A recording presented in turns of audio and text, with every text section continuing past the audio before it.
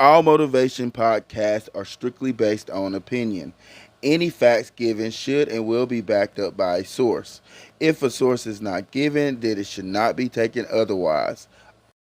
Now I'ma I get it until my numbers call. Till I'm just a name and a memory on my homies' wall. I be moving on, I'm trying to just build my dome up. Till I'm just a snake my toes up.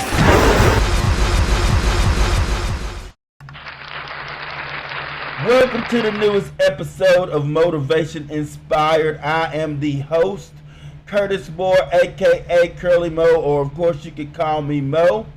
And this is actually my first episode of the year. I have been on a hiatus because a lot has been going on and I've had to regather myself. But nevertheless, I am here and I am doing an episode, and it is the third season. I have been doing this for going on the third year, and I am very excited about that. This episode actually is a live episode, nothing written down, nothing's done. I'm just going to basically speak from the heart because, like I said, I did go on a hiatus, and I have had a lot going on in my brain, especially dealing with this sickness of mine. And so I basically am going off the head on this episode. This episode is called When Your World Get Turned Upside Down. Everything is going good in your life. Your job is going good. School is going good. Everything's going great. One day you're coming home from work and you get a call from one of your parents saying that the childhood house that you grew up in is on fire. And you go and turn out that it basically totaled the home. One day you're sitting at your significant other's place and you get a phone call saying that your child was molested or raped. One day, you're sitting at home relaxing, and you get a phone call from a family member saying that your grandmother died. One day, you're out with your significant other, and the next thing you know, you're having to hear some news that you wasn't expecting. That you all are fixing to have a baby. One day, you're out with somebody that you think you could trust. And the next thing you know, you're fighting for your life. In our lives, people, we have a lot of things that happens that will turn our world upside down. We have things that will happen that will change your life forever. You're sitting there and you go to the doctor for a simple cold and come to find out you have a chronic disease or a chronic condition that is not curable. You sitting at the doctor, you come to find out that you got cancer. All kind of things happen in our lives daily that will turn your life upside down. And as you're listening to this podcast, you're thinking, well, these things happen to different people all over the world. And yes, you're right, they do happen to different people all over the world. But these things that I mentioned, 90 to 95% of those things are things that I have dealt with or have came across in my life. All these things.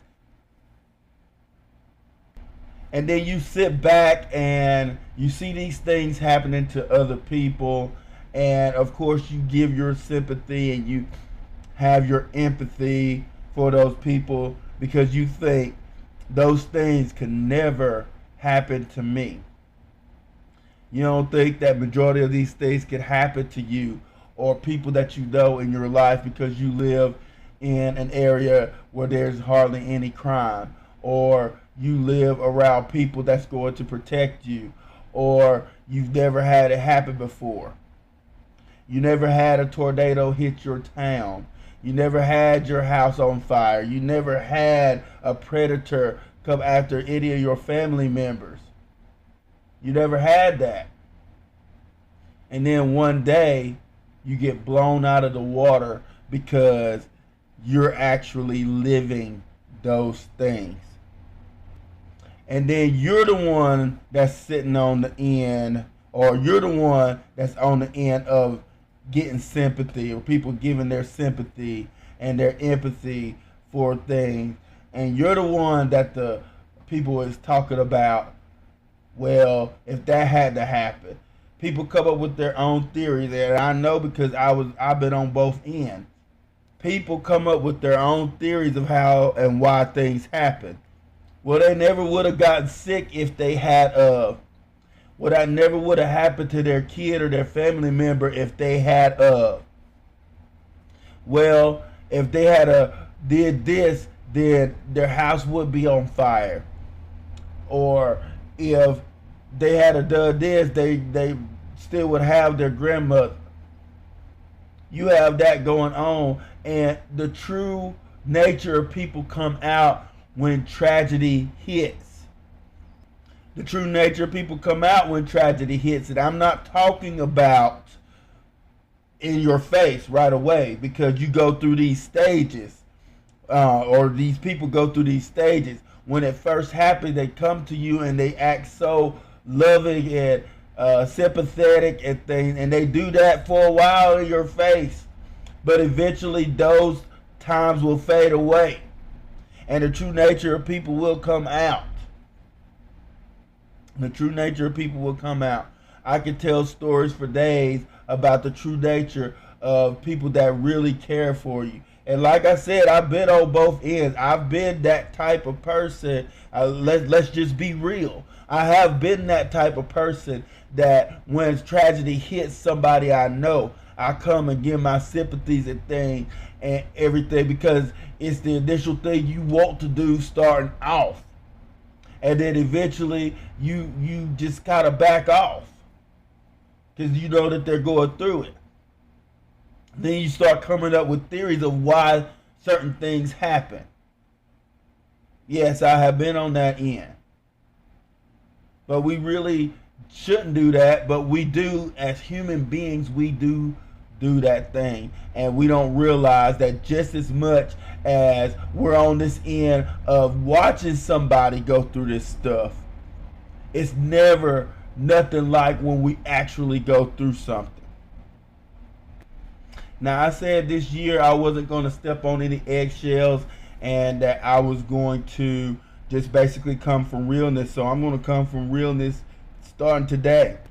Let's be real about the situation. I had a situation, or I'm still dealing with a situation where my daughters and my niece allegedly had something happen to them by someone. And I'm not going to sit here and publicize who it is or whatever the case may be, but people that know. By somebody you never would have thought that would have done something like that. Never would have thought. And it was going on for years. And the thing about it is, when everything finally came out, the normal stuff happened. Because it's somebody that you would never think, because it's somebody that you never thought would do something like that, they turned around and couldn't believe it. Some took one side, some took the other. And it's not about the sides that you take. It's about what you believe in your heart and believe in your soul happen. And it is a bad situation. But I had people that I never would have thought would say some of the things that they said, say some stuff to me that made me realize that it doesn't matter how close you are, it doesn't matter if you're family or whatever, people are going to come up with their own theories. People are going to come up with their own theories. And because this is ongoing, I'm not going to really talk a lot about it. But the fact is, what came out, people made their own assumptions. So you got two sides that are hurting now. You got two sides that are hurting now. When my mother's house burned, her house burned down. And I remember that day because I was coming from work and she called me. She was in tears. And she was telling me, I got down to the house and it was burning. And my brother, I never seen my brother with tears in his eyes. Well, I've seen him, but I never seen him like that. It's just a horrible situation because when you lose a home, it's like losing a person. It's sometimes it could be worse because everything that you've ever known just all of a sudden gone. It's just like if I knew my brother all my life and all of a sudden he drops dead on me just right there in my face. All of a sudden he's gone. Lord, please don't let that happen. But I'm just saying that's how abrupt something like that is. And of course, you have the people that show the sympathy and come around and give and things like that. But you know, people will turn around and think about when something like that happens and they'll think, well, they need clothes, they need shoes and all that other stuff. And so what they do, they'll get some people, not all, but some people will get some of the stuff that's in their closet that they wouldn't call dead wearing anymore. And I know sometimes we don't have the luxury of being able to help somebody out like that more. But people don't really think. But think about it. If somebody's house burned down, and my first initial thought is, well, they're going to need some clothes. They're going to need some food.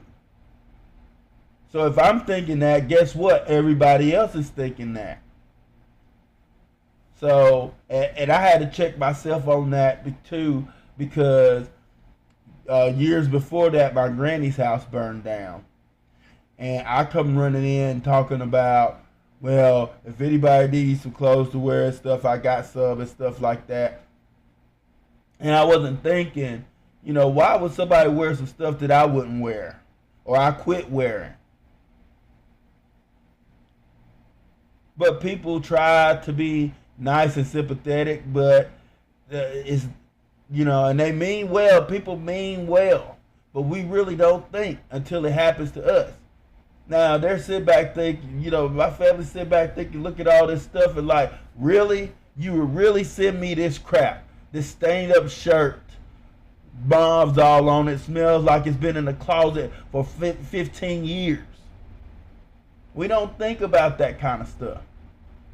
And then after the fact, you know, somebody just lost completely everything. So that's over thousands of dollars of stuff gone.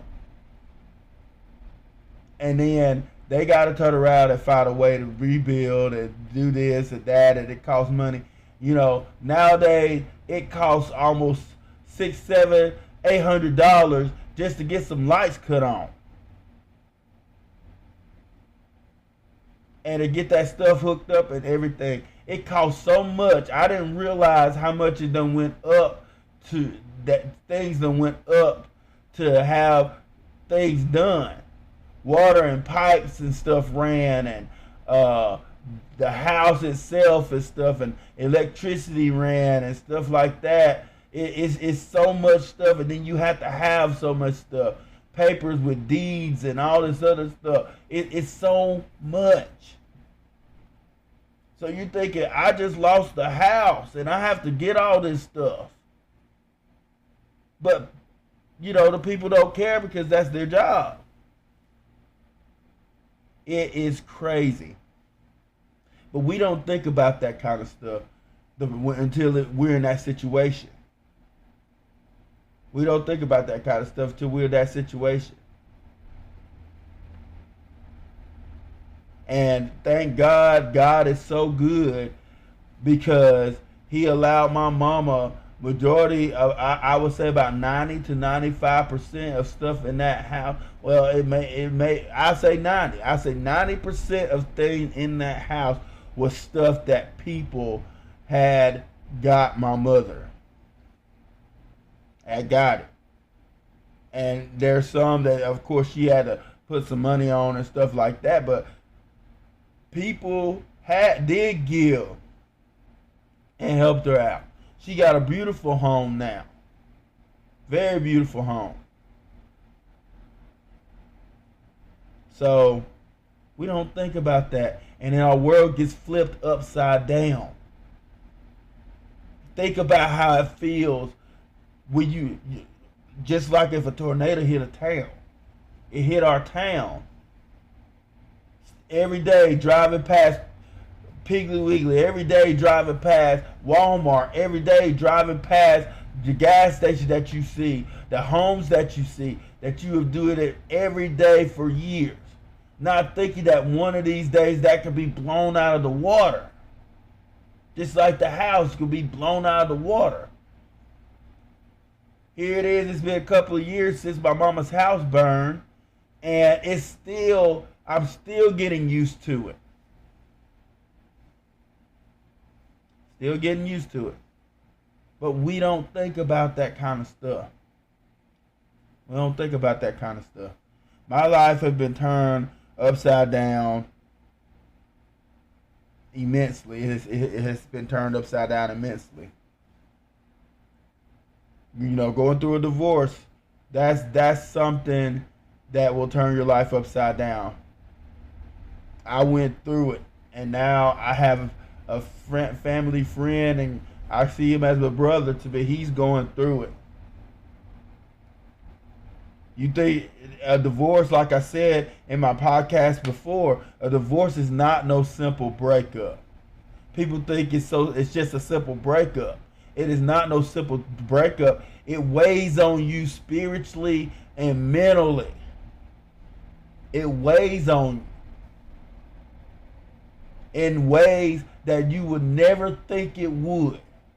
It don't matter how bad that situation was, how bad that marriage was. It doesn't matter, because when you go through them papers and you going through that divorce, it is something that you have never experienced before. Never. And only people that have been through a divorce will understand. Well, me and so-and-so lived together for years and we broke up. It's still not the same. I know it seems like it, and I thought the same thing. I had relationships I was in 3 and 4 years at a time and stuff like that, and we broke up. Yeah, it was hurtful and it was different. It felt different, but it was nothing compared to the divorce that I went through. Nothing. I thought I knew. I've seen people divorce and everything, but you really don't know until you go through it. You really don't know until you go through it. You go through these stages, like I said in my podcast before. Look, go back to my podcast, Dating Doomed or Destined. Go back to, I can't remember the episode, but it's going through a divorce. It's one of those episodes. You can find that out on Spotify. Find it on Spotify. If you need a link, I will send it to you. All you have to do is inbox me. But when you go through a divorce, you go through these stages. You go through these different stages that everybody goes through, one way or the other. Some greater than most. You go through these stages and it weighs on you. So you get to a stage where you you just want to talk to people. You know, you want to go out and you want to do things. Then you get to a stage where you just want to be to yourself and everything. You go through a stage where you start asking yourself, why? What did I do? Am I not good enough? You start being self-conscious. You go through the stage of, I'm done. Screw it, I'm done. Yes, I'm done. You go through all these different stages. And you deal with it. It's not something that you just deal with, you know, for a couple of months. It's not something that you deal with once the papers or divorce is final. You deal with it for a while. Moving on, you can move on with somebody and things, and you're still dealing with it. When your life gets turned upside down, how do you handle that situation? How do you handle it? How do you handle it? Take a second to think about where you're living right now. Think about your everyday life. Think about your everyday life. Think about how often you come home and you sit in that chair, or you go and look at that TV, or you get on your computer or laptop, or the game that you're playing, or those favorite outfits you like to wear. And then all of a sudden, something catches on fire. You think you can beat it, but you can't. And you run out that door. And all of a sudden, all that stuff is gone. People say, and I was one of these people, people say all the time, when a house catches on fire, oh, I'm going to grab this, I'm going to grab that, and I'm going to throw it out the door, and I'm going to do it. You don't think about that kind of stuff. You don't think about it because it happens so fast. It happens so fast. Oh, I wish I had to grab this, and it happens so fast. You don't think about it. You're sitting at home, at your everyday home, no matter where you live. What grocery store do you go to? What, do you go to Walmart? Do you go to Food Giant, Piggly Wiggly, all that stuff? And all of a sudden, you go home from Walmart, and you hear a tornado hit. So you decide to go back, and everything is gone. Everything is gone. At first you'd be like, well, dang, it's gone. It's all a dream. But after a while, it could be days, it could be weeks or whatever, you start to realize, wow, this stuff is really gone. Amory, Mississippi. The tornado just hit Amory, Mississippi a few months ago. There's this Exxon that I used to go to at the four-way stop, for those that in Amory, for those that don't know and just listening. But there's a four-way stop there. Used to be a gas station. It was a 24-hour gas station. It's been around for years. I used to sneak out at night, go and get me a Black and Mild from that gas station, because it was the only gas station that was really open. It's the only gas station when you're leaving out of Amory, going that way, you would stop and you would get your gas. It's been around for years, and it's so crazy now that it's gone. And yeah, I heard that they planning on rebuilding it, but it's crazy that it's gone. So you don't think about these kind of stuff. You don't think about that one day you could come home with nothing being there. So what do? You got to do something. You start feeling down in the dumps, and you start feeling depressed. You start feeling down in the dumps, and nobody understands. Nobody understands except for the ones that go through it. But even when they do go through it, it's a different situation. You don't feel like nobody cares and really understands you. They think they do logically, but they really don't.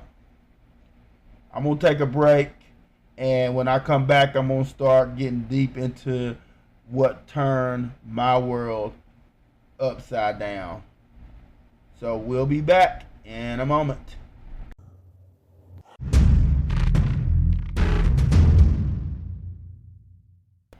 Welcome back to Motivation Inspired, where we're talking about when your world gets turned upside down. These things happen in your life that just completely changes your world from the normal world that you know of or that you wasn't expecting to happen. It happens to different people daily. So let me tell you the main thing that turned my world upside down, and I keep saying that I'm going to do a podcast on my condition, but I really don't know how I'm going to approach this, but I think I have a general idea of how I'm going to approach it. But I do want to tell people about how my world got turned upside down. I'll get in more depth later. One of the things that really screwed me up was the fact that at 39 years old, I was sitting there like I was on top of the world. I felt like I was on top of the world. I was in a circle of downness or whatever, where I needed more. I needed a change. I needed a better life and stuff. So I made a decision to move to South Haven, Mississippi with my cousin, and start my life all over. And I was living the life. I lived it too much. Because when you take a country boy that's used to country living, even though I have lived in the city a couple of times and stuff, but nowhere near like I am now. But when you take a country boy and all of a sudden all the access that you didn't have before, you got accesses out the ass. You got so much access to different things. You start feeling like it's Christmas. You start feeling like it's Black Friday and you got all this money and you about to spend all this money on Black Friday stuff. It was crazy. But I was living on top of the world, 39 years old. I started talking to different girls. Everything was coming to fruition. It was great. I even got back into wrestling. I had kind of backed out of it. I was doing it every once in a blue moon. And then, because I had retired,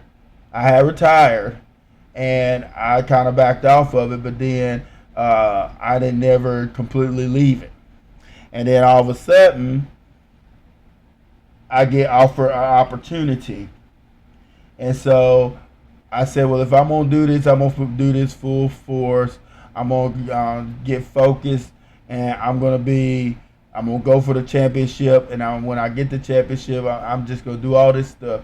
I was hitting the gym. I was on top of the world. I was making money. I was on top of the world. And my cousin tells me one day, she says, Curtis, when you turn 40, it's going to be different. And, I'm like, what a difference do 1 year make? But it does. It really blows my mind. I still don't want to believe it, but it did. It's like everything turned on me. I started noticing lumps up under my neck, which I knew was my lymph nodes under my neck. At that time, I didn't know that lymph nodes was all throughout your body. I just thought it was like in your neck area and all that stuff. But I started noticing these knots, and I was just sitting back thinking, I thought it might have been bruises from wrestling or something. I'd have done something. not that serious. So I was like, well, whatever. So eventually they wouldn't go away. They was there for 2-3 months. And I started noticing I was getting more exhausted than usual. And, I just thought it was because of me working out and working so much. I didn't think nothing about it. Well, eventually when I was working, it started weighing down on me. I started feeling less and less good. I started noticing when I would do cardio that I would get out of breath more than usual.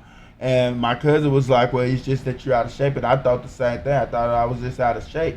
But I had been working out for a long time, and usually it eases up, but it never did ease up. So long story short, I was secretly starting, I ain't going to say worry, but I was secretly starting to think, well, I really think I need to go get checked out. I really think something's not right. I kept putting it off and stuff, but in the back of my head, I kept thinking something's not right. I just knew something wasn't right. So I finally found me a primary doctor, and the primary doctor checked me out and stuff, and he said he had a theory, but he didn't want to go on it. So he said what he's going to do, he's going to send me to all these different specialists. I saw probably about 7 different doctors. A stomach doctor, a heart doctor, a lung doctor, a blood doctor, ear, nose, and throat doctor, leg doctor, osteoporosis. I saw all these different specialists. Because my primary doctor said, look, we're going to do this. And he said, I don't want to be that type of doctor that sees one thing and goes off of it and then sees another thing and goes off of it. He said he wanted to know the exact diagnosis when all this was said and done. And he said he wants to know how he can help me fix it. So I love my primary doctor for doing that. And I had the insurance at the time. So I love my primary doctor for doing that. We got down to the bottom line of it. And yes, I got tired. It's like I saw a doctor once, 1, 2, 3 times, or three different doctors a week for the longest. It's like they kept sticking me with needles and stuff, and I was going. It got to a point to where before they could ask me a question, I was already answering their question before they asked. Well, how'd you know we was gonna say it? Well, I'm used to it. It got to a point to where when they said, okay, well, we gotta do this procedure. Okay, I know. Don't eat after 12. Don't eat an hour before. Wipe my skin with alcohol. It got to the point to where I knew everything that was gonna say it. And I had a pretty good job, even though it got on my nerves and stuff. But I did have a pretty good job with Amazon. But that started weighing on me too. I couldn't work. Like I wanted to work. So, anyway, they finally came, and I was taking leaves from Amazon and stuff like that. And they finally came up with what was going on with me. They said at first I thought it was lymphoma. I thought it was cancer in the lymph nodes. I thought that for sure. I was like, oh my gosh, I got cancer. When things aren't going good, we start trying to come up with our own theories, and we start looking it up on Google because the internet knows everything, and the internet's always right and stuff. We start looking it up and see these symptoms. Oh my God, I got tuberculosis. Look, I got these symptoms. Oh my gosh, I got Chang's disease. I got these symptoms. Hadn't done a lick of a test or nothing, just because we see the symptom. So I thought I had lymphoma, but I thank the Lord it wasn't lymphoma. It wasn't cancer like I thought it was. But it's probably just as bad. I ain't gonna say, I am gonna say it may be just as bad. It may not be. It depends on the Almighty God and me having to do right. But my diagnosis was a autoimmune disease called sarcoidosis, and I didn't know what that was.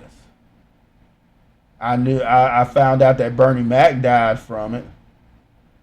I found out a couple of my family and friends had died from it. So, of course, I'm sitting here like, well, my God, they died from it. That's not a good look. But I also found out that not a lot of people know what it is and know what it means. Just like lupus. People don't know what that is and know what it means. I didn't. I still don't know completely.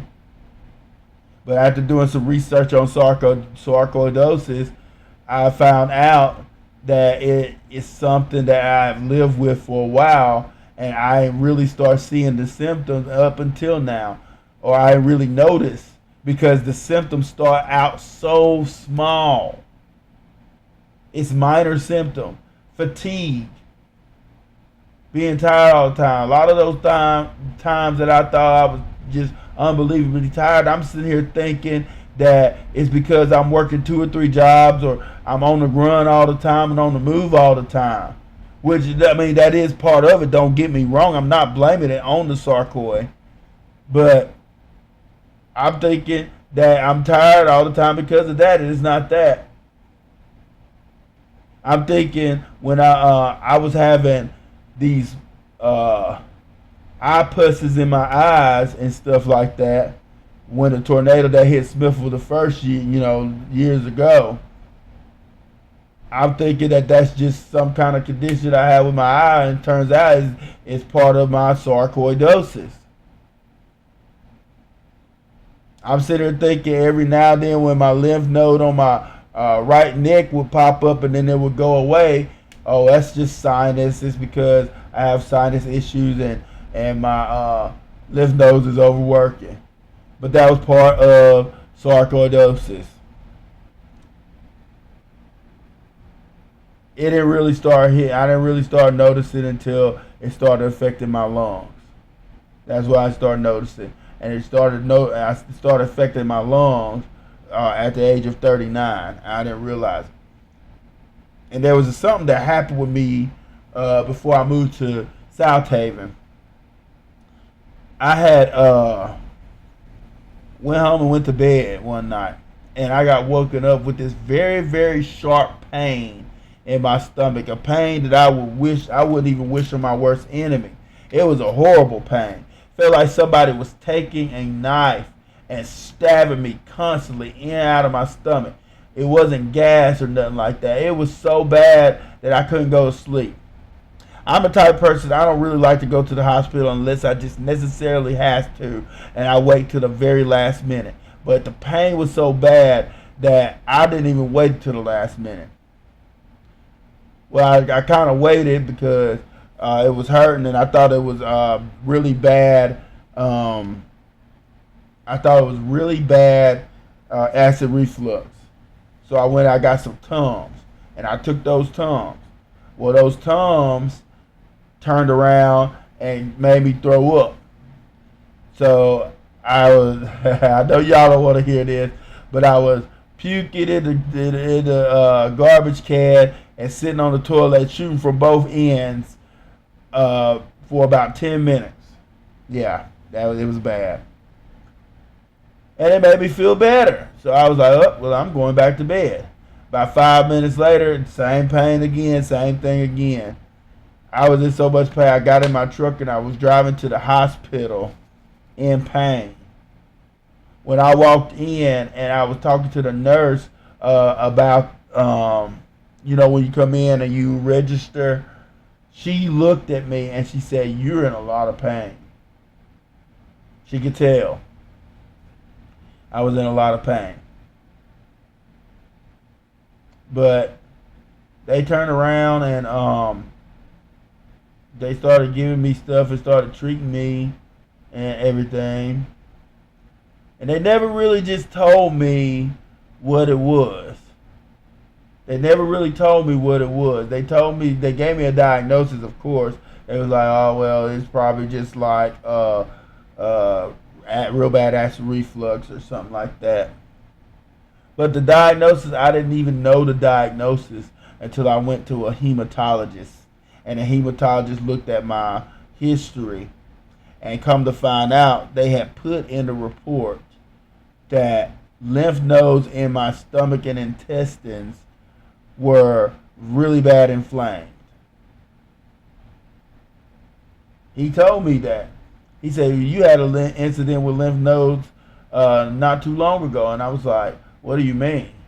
He said, you went to the hospital about some kind of pain or whatever. I said, the only time I can remember going to pain was about my stomach. I said, that didn't have nothing to do with lymph nodes. He said, yes, it did. He said, they got it in the report. I said, well, why didn't they tell me? But anyway, hearing the diagnosis itself is bad enough, because when you hear that you have something that cannot be cured, it scares you. It really does scare you. And then to deal with the symptoms every day, it's bad. It's gotten to the point now that I can't do my everyday thing. Simple things like go and pick stuff up out of the yard, walk into the garbage can and back to throw garbage. Getting up every morning and you done slept 10 hours, and then when you wake up and you try to go get ready for work or something, you feel like that you hadn't had sleep in 2 or 3 days. Your muscles and your joints aching on some days. Feeling like you have weight, like you're carrying bags of bricks on your back. And it's not like all the time, but it flares up every so often. See those knots? Then they're having to put you on steroids, and all the weight that you was gone, you're gaining. It's making you gain all this weight. Feeling tired all the time. Turn around and doing some simple stuff, trying to make love, and all of a sudden you get out of breath. All these different things. It weighs on you. At first you're a strong person. I'm a very strong person because I dealt with a lot. And you're like, oh yeah, I can deal with this. You have a God that is a God of all things, and that's one thing that keeps you going, is your faith in God. It keeps me going all the time. And you know what? God is so good because my lungs are bad affected, and yet I can still sing in church. Any little thing that I try to do, I'm out of breath, but I can get up there in church and I can sing and sing songs over and over again. I mean, sometimes, of course, I get out of breath and wheezing and stuff. But to be able to do that is a blessing. And then people sit back and they say, I understand, and they know. They sit back and think that they know. But like I said about them other tragedies before, you don't know until you go through it. I thank God for my mama. I really do. My mama is great. My girl and all that stuff is great. My mama recently went through cancer. She basically learned what the things that I was going through, even though I'm not going through cancer. She basically, God basically showed her what I was going through. And I'm not talking about symptom-wise. I'm talking about learning to deal every day and the tiredness and all that stuff. She knows. She really does know. But I lost my job over it. it is a lot of issues, details I will get into because Amazon is Amazon and whatever. But I lost my job over it, and to not being able to work like you want to work. You got a guy that spent most of his 20s working 2, 3, so and at 1.4 jobs, and going to school. And a guy that turns around and don't mind working 2 jobs every so often, even though I got tired of it eventually. But a guy that's so used to working and now can't work, and all of a sudden having people take care of him. My world got turned upside down. People seem to have their own theory about things. My lungs are bad affected. And people like, well, all you have to do is get out there and walk. It's not no out of shape thing. You can't just get out there and walk. And don't get me wrong. I'm not making excuses saying that I can't walk, because I am. That's part of my treatment. I have to get out and I got to be active for so long. Don't take that the wrong way, but what I'm saying is people seem to have their own theory. I had somebody turn around and want me to blow up a balloon. I said, I can't blow up that balloon. Oh, come on, you go exercise them lungs and try to. I went to try to blow up that balloon and about choked. And kept on, well, I got better lungs than you. Well, duh, I have a condition. This is not no simple fix. This is not nothing that you out of shape of. You have certain things that you can and cannot do no matter what you do. And even though it's not something that's just going to get better just by going out there walking, then making you feel like that you're lazy because you have to lay down every so often because you're so drained and tired. People think that it's just sleepiness and junk. No. Let me see if I can explain this. Alright. Let me see if I can explain it. For guys, picture when you first start working out and you decide to push yourself to the limit. And you push yourself to the limit and stuff. And when you get done working out, you go home. But you don't go to sleep. You don't go to sleep. You can't sleep, and you don't sleep for about 2 days. You haven't slept not one bit in about 2 days. How your body feels, how you start feeling sleepy, that's kind of how I feel every once in a blue moon, or every so often.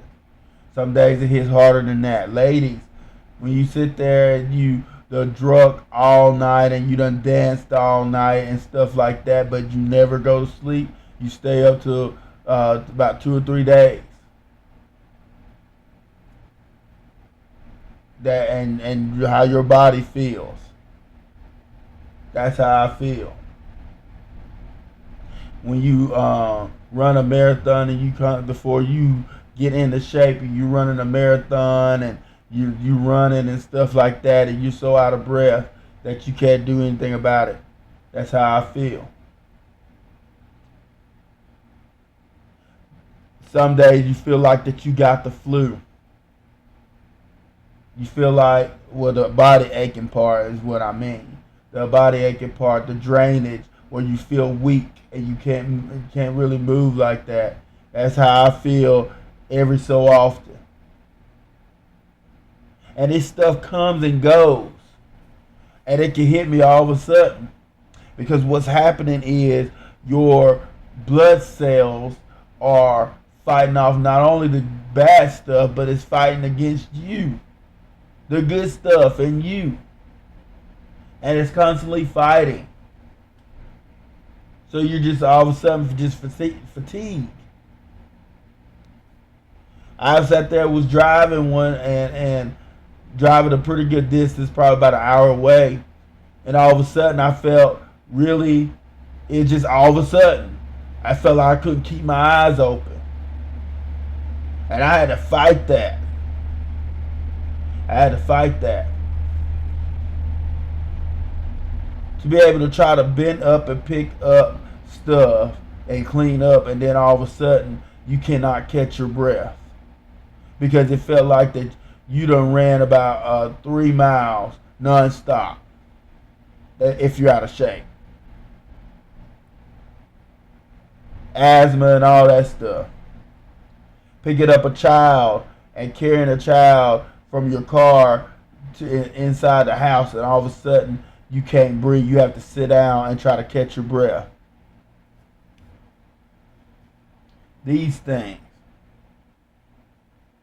And then people say they understand, and then they expect you to, well, can you do this for me? Can you do that for me? Can you drive over here? Can you drive there? That they don't understand. And I'm not saying that it happens all the time. But people, I ain't going to say they don't understand some. They do. But they just never think about stuff like that. Oh, you don't have a house. I had my jaw broke back in high school, my senior year. I had my jaw broke. They had to wire my mouth shut. People was very sympathetic for a couple of weeks. But then you start forgetting about stuff like that. You don't think about it. We had a party, a Valentine's party, and they wanted me to go and stuff. I didn't want to go because my jaw was already swollen. I was already self-conscious, but I decided I was going to go. When I did get there, Curtis, we forgot about you. You can have some Sprite or something to drink. While they had all this good-looking food, desserts, and everything. And they didn't mean no harm. They just wasn't thinking. That's how it is. And then you realize that the things that you used to be able to do, you cannot do no more. The simple things that you cannot do anymore. The things that you love to do, you cannot do it no more. And you start getting depressed because you feel like nobody understands. You feel like nobody really thinks about it. It's rough. It's rough. But you gotta keep your head up. You gotta keep your head up. And I might be telling myself this, but there's a song that I was singing in my church, and it's called Pressing On. And that's gonna be the YouTube Ben song of the week. It's called Pressing On by the Williams Brothers. It's a gospel song. But that's the YouTube Ben song of the week. But this is a song called Pressing On, and you got to keep on pressing on. I told somebody today, I said, you cannot allow anything or anyone control you. You got to keep on pushing and pressing on, because there is power in the tongue. There's power in the tongue. A tongue can speak life or death into anyone or any situation. And, to deal with these bills, these medical bills, and not being able to work like you want to and not being able to do that, it is tough. To sit here and try to get yourself out of bed every day just to try to do something, it is tough. You have to talk to different people all the time about what's going on, and people say that I'm praying for you and I feel you and everything, but when they really don't, it's tough. And all you do is sit back and think. It's crazy. But you got to keep on moving on and keep on pressing on. You got to keep moving. You got to keep pressing on, because one day things will get better. If you lost your house, you got to keep moving on, pressing on. If you have dealt with rape or molestation, and people don't want to understand what you're going through, or people don't understand what you're going through, and some people don't want to believe you and things, you've got to keep pressing and moving on, because it will get better. If a tornado hit your town and tore your stuff up, you got to keep pressing on. You got to keep moving on. If you lost a loved one that's close, your mom, your dad, you lost a grandmother, you got to keep pressing on, because they would want to see you move on. We're only here to do what we're supposed to do, and when our time is up, the only thing we can do is pray that we inspire or able to teach someone else how to do things that they need to do. My granny left this earth, and it was hard, it was rough, because she was the pillar of the family. But all that meant was we had to level up. I went to a funeral the other day where they lost their grandmother, and a young guy stood up and he said, I know everybody is sad. I know everybody is sad, but the thing is, she done what she was supposed to do. Now it's time for us to step up and show her that what she did for us and what she was teaching us is not in vain. So that's what you got to do. Don't let their teaching go in vain. You got to keep pressing on. When your world gets flipped, turned upside down, you got to keep pressing on. Announcements. I really don't have much. I got some potential episodes coming to fruition. I'm still trying to work out, and I know these guys that, and they're going to be guests on my show. And I know these guys. I've been slacking and stuff, but they're going to be good shows. They're going to be great shows. I will say this on Spotify.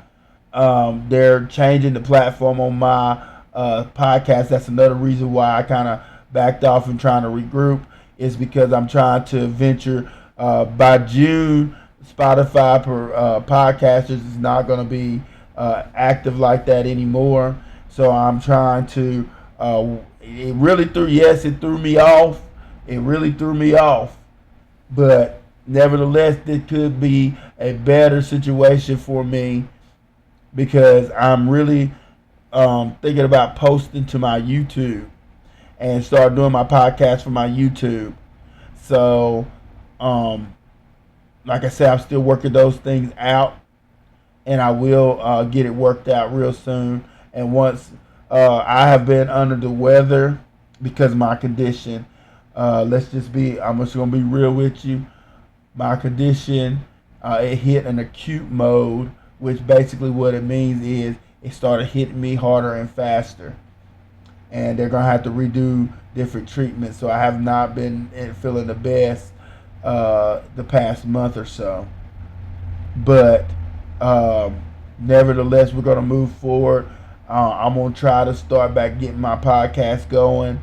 And like I said, I'm going to try to get the wrestling podcast going. It should have already started, but because of my sickness and stuff, I kind of backed away. And plus, I got to start scheduling and stuff like that. So it is going to be one hectic schedule, but we're gonna get it going anyway.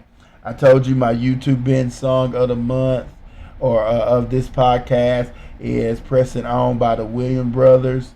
Check it out. I love that song. And you will hear from me really, really soon. But that's all that I have for today. I just felt like that somebody might needed to hear that, and I also needed to get some things off my chest, some weight off my shoulders, because you never know what anybody's going through. I walk around here with a smile, and I try to keep moving, and I'm always a motivational person and a smiling person, but sometimes the person that is most motivating and smiling needs some motivation and smiles on themselves, because silently we go through things that even the closest people to us don't even realize it and understand. And not saying that nobody else does, but that's just how it is. So I hope you enjoyed my episode today. Yeah, I did get a little bit emotional, let's just be honest. But sometimes that's what you need.